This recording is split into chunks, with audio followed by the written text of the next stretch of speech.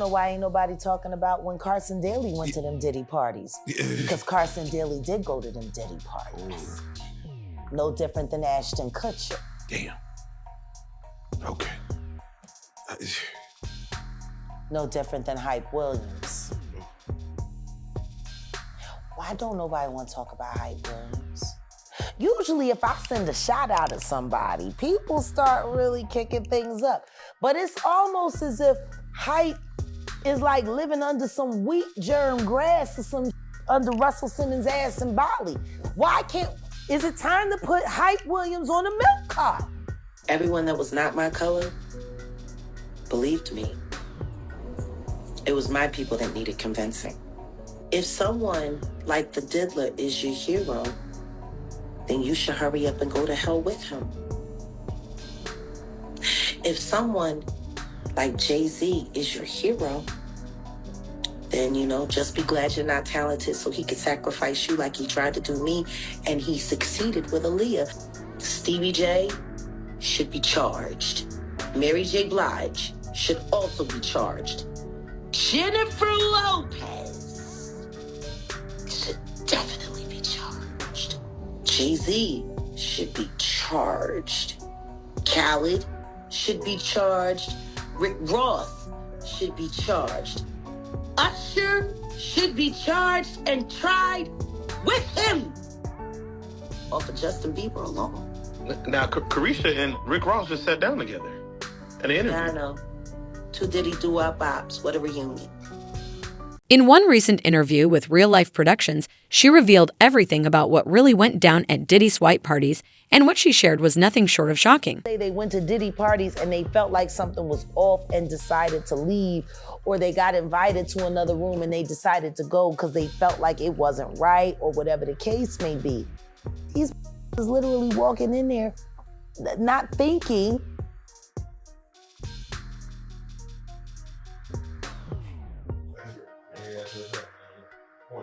Seriously,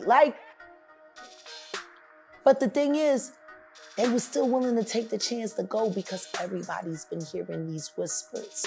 Where is Tyson Beckford right now? And why is nobody talking about how after his stint at Russell Simmons and Diddy parties in the Hamptons, he went into pure addiction and now it's just disappeared. He's not acting. What is Tyson Beckford doing? He was one of the biggest figures in the modeling world. Matter of fact, we see a lot of supermodels that keep coming and going and coming and going. And there's just a few that stay. And the craziest part is she even suggested that these parties might have deeper, darker meanings, possibly tied to secret mind games and strange spiritual vibes. Freak off, freak off, freak off. But what you're not thinking is ritualistic human sacrifice. Right. Whether or not you're offering up your sexuality or offering up your life force. It's energy, it's transfer. So for Whitney Houston to be unalive in that hotel room and for him to wait to start the party right as her spirit was completely leaving her. Wow. Says a lot. And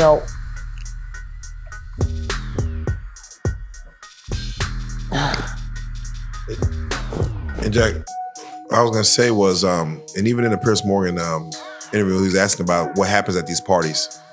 We've seen visual evidence to where, again, Nature Boy is locked up for life, but he himself had visual evidence of him wanting to take advantage of a woman or make love or whatever you want to call it while other women are dancing in the ritualistic dance around them. These are all spiritual seances. You gotta understand, these are practices that have been around long before they started choreographing society. We're talking about thousands and thousands of years. Things were happening here. It wasn't until the past 500 years that the world has gotten caught up into such wild, like nothing. Oh no, that's not real. That's fake. That's not real. Programming though, they started giving very much us so. MK Ultra, cloning. whether they're cloning consciousness or literally cloning physical body. And now we know they're capable of doing both.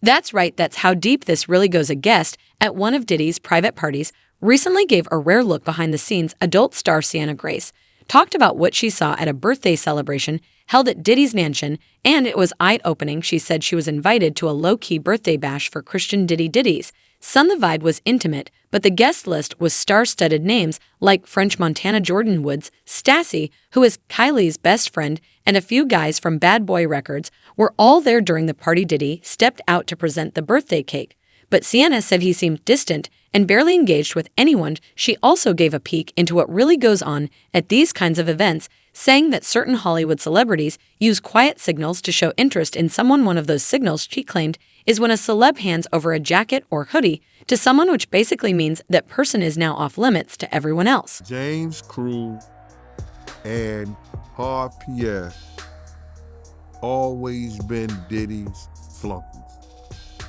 especially Hard Pierre. That's why he's being sued right now too by one of his assistants and stuff like that, because I guess he learned from his boss. But James Cruz used to work for 50, but he worked for Diddy first. So them niggas was always scumbuckets, man. Right. But speaking of Harvey Pierre, how do you feel about him getting accused of sexual assault? Like I said, anything that has to do with those those people have to prove that. But are they capable? Yeah, they're capable. Look at the atmosphere. They in the music industry. They in the music business. They set up those type of, they learn the tricks of the trade. For instance, guys don't put those pills that they get to the girls in the champagne bottles because they popping them in front of them. Most of those girls, especially if they like mixed drinks, you understand, they see the bottles when they open them and they trying to keep their eyes on it because they don't want to get no kind of put in their system. But what they don't understand is in the orange juice and it's in the cranberry juice. Those girls who like the mixed drinks, you understand what I'm saying? They gonna pull their own sexual act because they don't understand it ain't in the bottles, it's in the juice. Those guys, they learn that and they put it to those girls who don't know no better.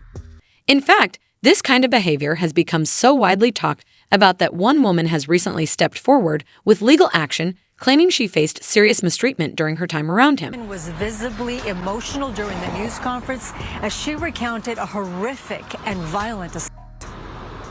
The internal pain after being sexually assaulted has been incredibly deep and hard to put into words. Talia Graves, sitting next to her attorney, Gloria Allred, alleges Sean Diddy Combs and his former bodyguard, Joseph Sherman, drugged and raped her at Bad Boys Record Studio in 2001 when she was 25 years old. I'm emotionally scarred. It has been hard for me to trust others, to form healthy relationships, or even feel safe in my own skin. According to the lawsuit filed on Tuesday in New York, Talia was lured to the studio under false pretenses. She claims she was given a drink spiked with drugs, causing her to pass out.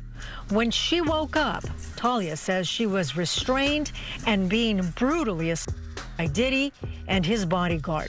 Flashbacks, nightmares, and intrusive thoughts make me feel like it's a constant struggle.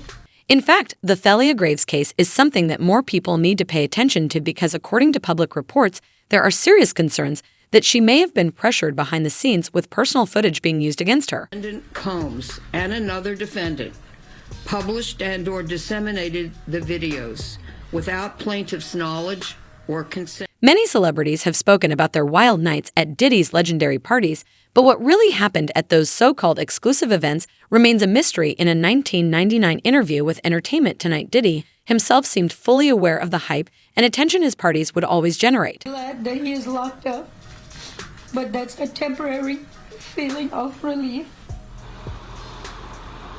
Talia says she didn't go public until now because she says that Combs allegedly threatened to ruin her life if she said anything. Diddy never held back when it came to sharing his party secrets. In a 2002 appearance on Late Night with Conan O'Brien, he openly said that the key to a successful party always includes having beautiful women around. Before this interview, you was telling me that a female reached out to you about a sex tape? Yeah. It may not have been a year ago, it may have been close to a year, 9 months, something like that, a year. It was about, I don't know, was it a year? It's 6 months to a year. I forget about it because we just had a brief conversations for about like a week or so. You know, like she'll call me one day and then we'll talk a little bit. Then I'll get back with her. Then she'll call me back. She was trying to find out information and everything like that. But I really couldn't help her, bruh. You understand? And then she told me the guy's name. You know, she said, Gene, I know it wasn't you. You know, she told me her credentials. She said, Gene, I went to college. You know, I come from a reputable family. I live in, you know, out your way, where you at. And she said that, do I know this bodyguard named Big Joe? And I said, wow, what's going on? And then she told me about that she had heard about this tape floating around of Puffy ex-A-ing her, sexually assaulting her. And I was like, wow. And I couldn't say anything because I know the parties and stuff like that. But I told her, I said, yo, I can't give you Joe's number, but I'll get in touch with him or whatever, best way I could. So I got in touch with Joe and I told him what the lady said. And he just said that she didn't know anything about it and that, you know, it was felonious. So then the lady had told me she didn't want Joe, she just wanted a copy of the tape so she could bring charges up on Puff. So I said to her, he said that no tapes exist, that tape doesn't exist. You understand? So I gave her that information, I let Joe know, I let her know, and that was basically it. Do you believe the tape exists? What I believe and what I know is two different things. I was told, and this is a word around town, that the tape exists. I never saw the tape. I never, know anybody who say they saw the tape. See, what happens is that, man, when you have a certain status in Harlem, you are privy to a lot of information, or you're privy to stuff that happens in the street. And there was information in the streets that a tape like that existed. How true it was, I don't know, because I don't look for that stuff. I'm not trying to find that. And that's what it was. What's on the tape? I heard it was enough on the tape that people could blackmail Puff for. That's what I actually heard. And just when you think it couldn't get any more surprising, the answer took an even darker turn. Parties are the hottest ticket around. They won't even give me a permit for the parties, man. They don't want me to throw the parties no more. But we ain't gonna stop. We're gonna keep on having fun, bringing people together from all walks of life. You're gonna hear about my party. They're gonna be shutting them down. They're gonna probably be arresting me, doing all types of crazy things just because we wanna have a good time. You know, whenever you bring up a different element into people's environment, things that broaden people's horizon, people get intimidated. There's a lot of people out there that feel intimidated by it. It ain't nothing but break it down racial barriers, break it down generation barriers. People from all walks of life. Ron Perlman talking to Jay-Z, Jay-Z talking to, you know what I'm saying? It just goes on and on. You know, it's just like people from all walks of life connecting and getting together. Yeah. Your parties are the hottest ticket in town. People dying to get into your party. How does that make you feel? I mean, it's cool. You know, it doesn't make me feel any way special. It doesn't make me feel like a bigger person. It just makes me feel like I know how to throw a Can't tell that one either. I mean, I'm like actually cycling through them. There was one moment, so it's not really a party story, but our relationship was really bizarre. So it started over punked, because he was like, yo, don't punk you me. can't punk me. And I was like, I don't know what to tell you. Everybody's on the table. He's like, not me, I'm off the table. And so that started our conversation. We became fast friends, and we used to just hang out, watch football together. Don't mind me asking, because I know the topic is sensitive. What happened to Usher? I heard about some music executive from the industry back in Harlem. You know, I heard it from some music executives back in Harlem. And I'm not gonna speak on their name. They doing programs and everything like that, and they may be doing some, they may speak on it themselves.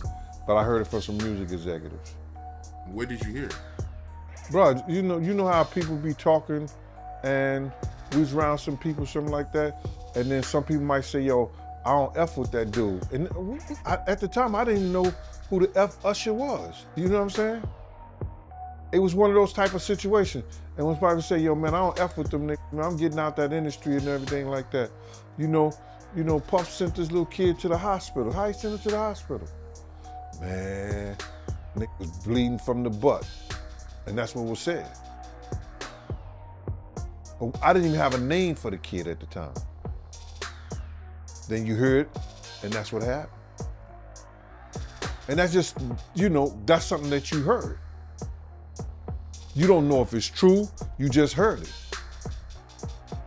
So, and just to hear this, and this new thing where they saying that they got kids coming forward and said that he did that, man, that shit is crazy. And like I just said, that's just something that I heard. It's something that I didn't know.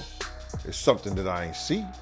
And this goes way beyond Diddy, bro, because guess who else was under investigation during that same time? Frame, the mayor of New York City, that's right, Mayor Eric Adams, has just been indicted by a federal grand jury. According to breaking reports, this is major news, and it's shaking the entire political scene.